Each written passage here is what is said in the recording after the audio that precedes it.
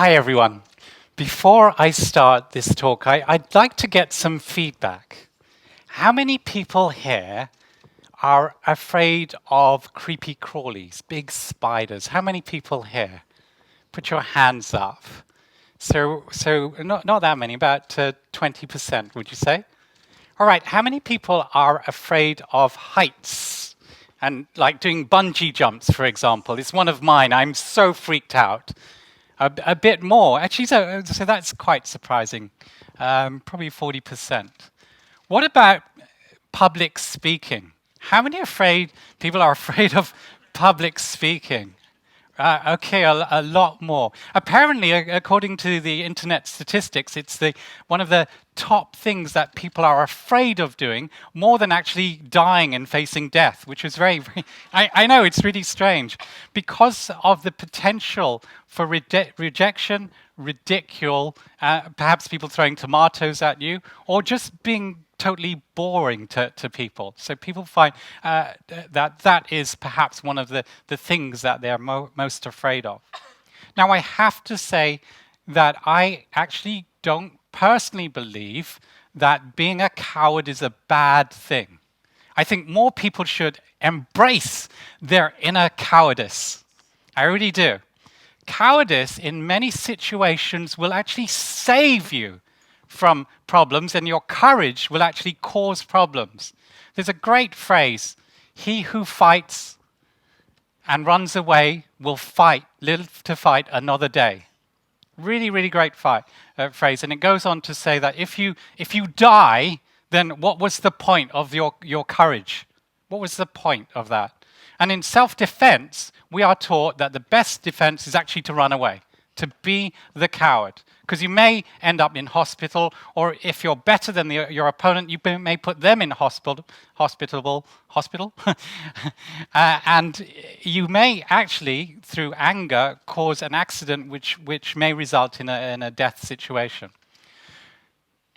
Cowardice is also useful to you if you are likely to be impacted financially, or if, for example, your family are at risk. And I've been doing some work with people who are being abused, and they have stood up in court to defend the person abusing them because they were afraid of further retribution, which would come. So their cowardice is actually saving them and their family. This is one kind of cowardice. Now, I also had some cowardice, but this cowardice wasn't useful to me. It was not helping me. The things I was cowardly of was actually very simple things. A lot of married and people in relationships here, but it was asking someone on a date. How many people have that fear? I don't think anybody. You all look like great, fantastic, relatable people. But it was one of mine. And I would ask people out by saying, "Can I be your friend?" And they'd say, "Yeah, you can be my friend." But I would never, ever get to the point. So unless they would actually ask me out eventually, that was what I was hoping for.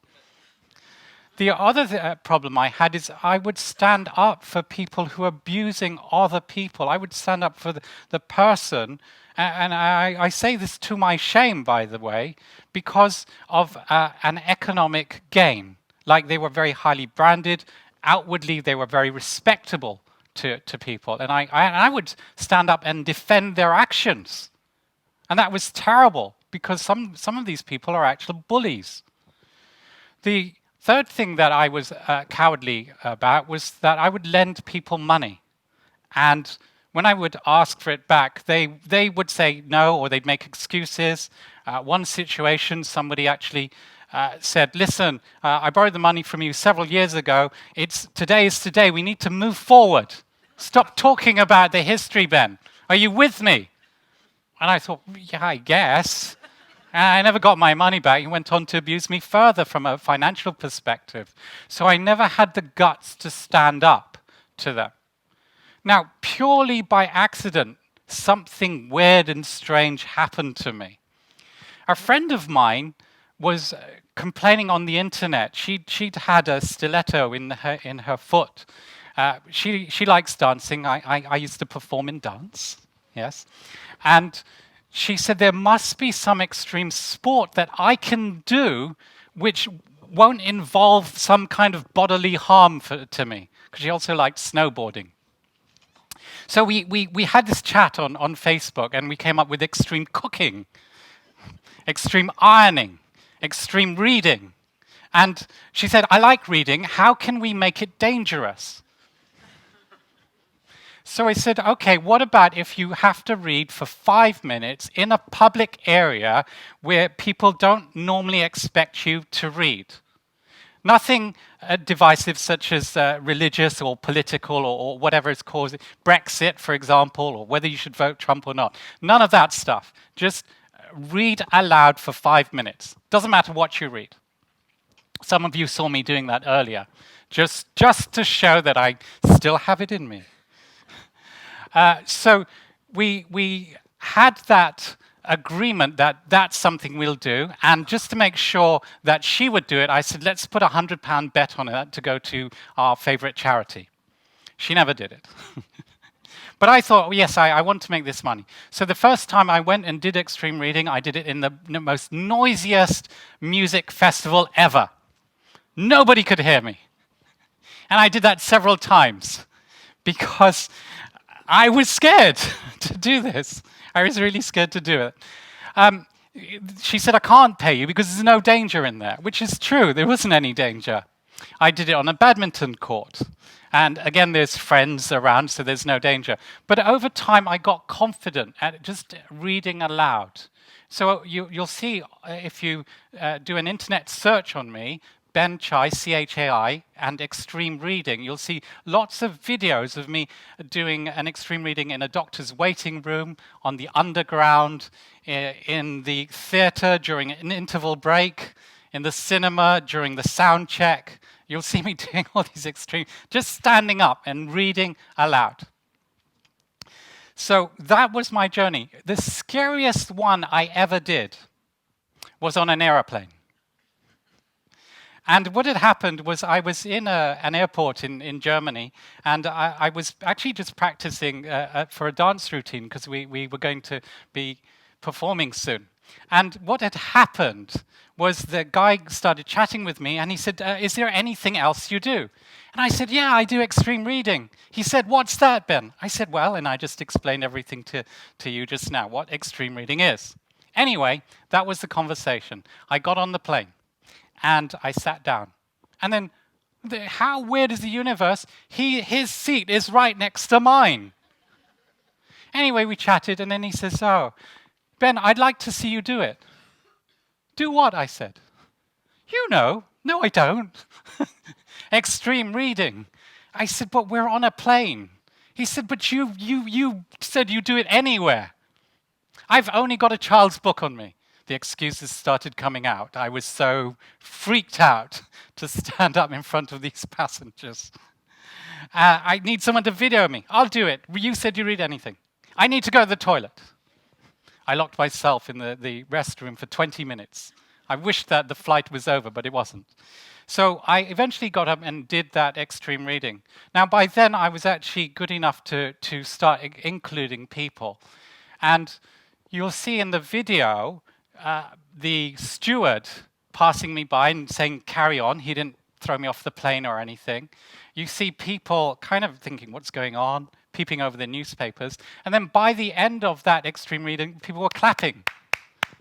It was fantastic. And then it's not in the video, but they asked me to do another one. How fantastic is that? I'd love to say that the journey was all positive, positive, positive, but there were two incidents where people tried to stop me from doing extreme reading. One was on the underground, and there was a gentleman who said, I'd like you to shut up or read quietly. But the man next to him said, I don't. I want him to carry on. And these two men started arguing. It was really weird. The other time was in Barnes & Noble, where I was doing an extreme reading. And this guy felt that he was on the video. He wasn't. My friend who's a policeman said we should just delete it for the sake of not having a conflict and perhaps, that cowardly thing in us rather than having a fight in the place and having some injury. So that was the worst that happened. The best things that happened was I was offered to do extreme reading in a barbershop. Somebody picked up my videos. They did.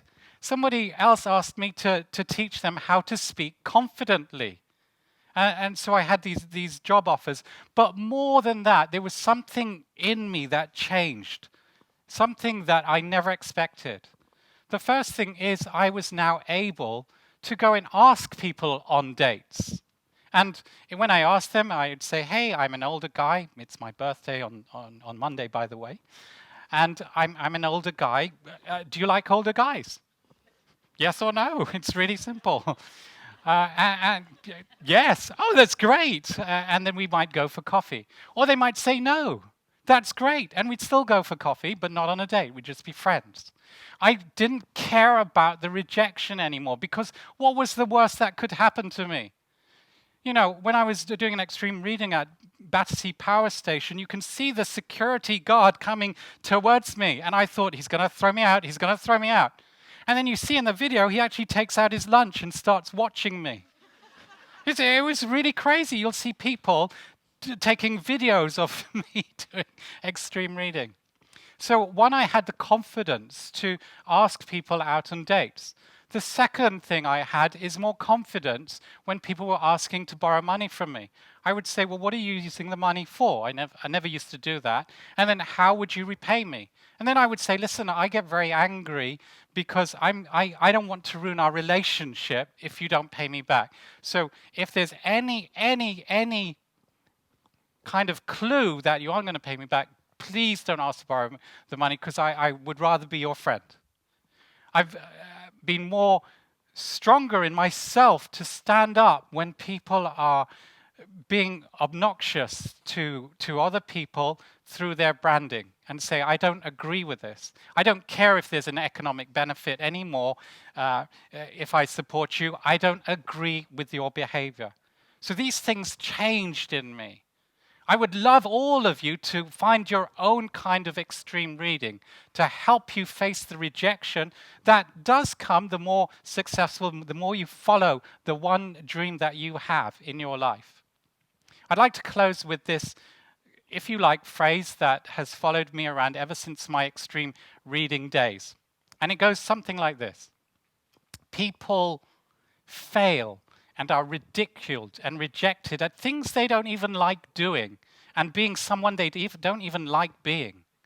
So why not take a chance and be rejected, be ridiculed, try failing and making mistakes at something you actually enjoy doing and being the person you really want to be. After all, you only have one life, and I think what you think will happen will pleasantly surprise you. Thank you very much.